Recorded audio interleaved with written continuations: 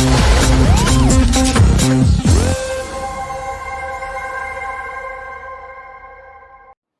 అండి, అందరికీ నమస్కారం. ఎలా ఉన్నారండి? అందరు బాగున్నారు అనుకున్నాను. ఈరోజు నేను మీకు చీరకు కుచ్చులు ఎలా వేసుకోవాలో చూపిస్తానండి. నాకు టైలరింగ్ కూడా వచ్చు.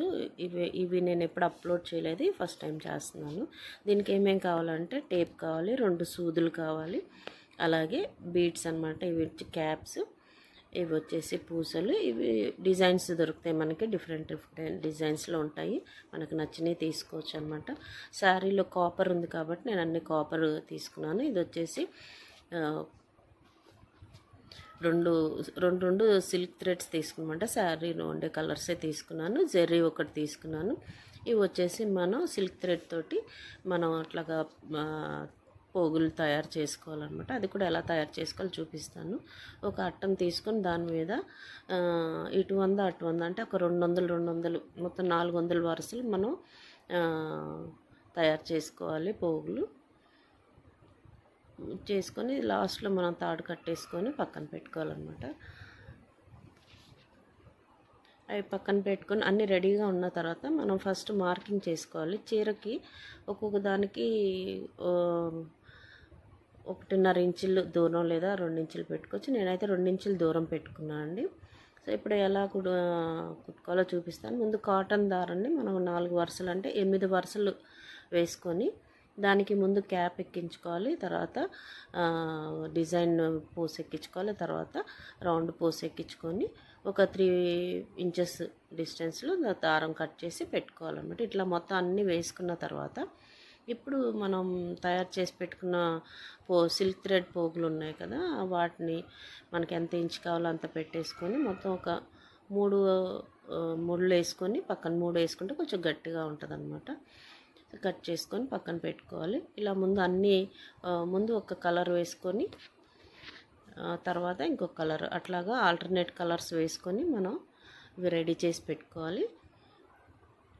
అవి అయిన తర్వాత మన జరీ థ్రెడ్ ఉంటుంది కదా, అది ఒక 2 వరుసలు వేసేసుకొని సూదితో గుచ్చుకొని దాన్ని ఒక డిజైన్ లాగా వేసుకోవాలంటే మధ్యలో ఏదో మనం పోసి పెట్టినట్టుగా వస్తుంది.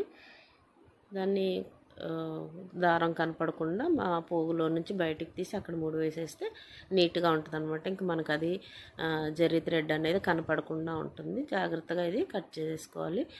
కొంచెం సింపుల్గానే ఉంటుందండి, టైం పడుతుంది. ఇదైతే నేను కస్టమర్ దానికే చేశాను. మీకు ఇంకోటి కూడా చేసి చూపిస్తాను చూడండి. నెక్స్ట్ బ్లూ వేసాం కదా, తర్వాత కాపర్ కలర్ అనమాట. సో ఇవన్నీ కూడా మనం ఇంట్లో ఈజీగా చేసుకునేవేనండి. కొంచెం ఎఫర్ట్ పెడితే సరిపోతుంది. నేనైతే నాకు టైలరింగ్ వచ్చు, స్టిచ్చింగ్ చేస్తాను, కానీ ఎప్పుడు నేను వీడియోస్ అప్లోడ్ చేయలేదు. ఇంతకుముందు అయితే నేను మా షాప్లో తయారు చేసిన మగ్గం వర్క్ బ్లౌజులు అవి పెట్టాను. ఇప్పుడు షాప్ అయితే ఏం లేదు, నేను ఇంట్లోనే చేస్తున్నాను. సో ఇది మీకు కూడా చూపించాలనిపించింది. ఈ వీడియోస్ కూడా ఎందుకు అప్లోడ్ చేయకూడదు అనిపించింది. మనకున్న టాలెంట్ ఇదే కదా, సో అందుకోసమని దీన్ని కూడా అప్లోడ్ చేద్దామని చెప్పేసి అనుకున్నాను. సో చాలా బాగా నీట్గా వచ్చేసినాయండి. కస్టమర్ కూడా చాలా సాటిస్ఫై అయ్యారు. సో ఇలా మనం ఈజీగా చేసుకొని రోజుకి ఒక 2-3 చీరలు కూడా చేసుకోవచ్చు. ఒక్కో చీరకి మనం 250-300 వరకు కూడా ఛార్జ్ చేయొచ్చు. మనకు మెటీరియల్ కూడా అంత కాస్ట్ ఏం పడదు కాబట్టి మీరు కూడా ట్రై చేసుకోవచ్చండి. మీకు నచ్చితే ప్లీజ్ ఎంకరేజ్ చేయండి. నేను ఇంకా స్టిచ్చింగ్ వీడియోస్ కూడా పెడదాం, కటింగ్ వీడియోస్ కూడా పెడదాం అనుకుంటున్నాను. సో మనం పోగులన్నీ వేసుకున్న తర్వాత ఒక మెజరింగ్ తీసుకోవాలి. నేనైతే మన అగ్గిపుల్లు ఉంటుంది కదండి, అది కరెక్ట్ తీసుకొని అది ఎంత సైజులో ఉందో అంత సైజు కట్ చేసి అన్నీ ఒకే సైజులో పెట్టుకున్నాను. మీరు కూడా నచ్చితే ట్రై చేయండి. Thank you for watching. మీకు నచ్చితే ప్లీజ్ లైక్ చేయండి, షేర్ చేయండి, కామెంట్ చేయండి, సబ్స్క్రైబ్ చేసి బెల్ బటన్ ప్రెస్ చేస్తే నా నోటిఫికేషన్స్ అన్నీ వస్తాయి. Thank you.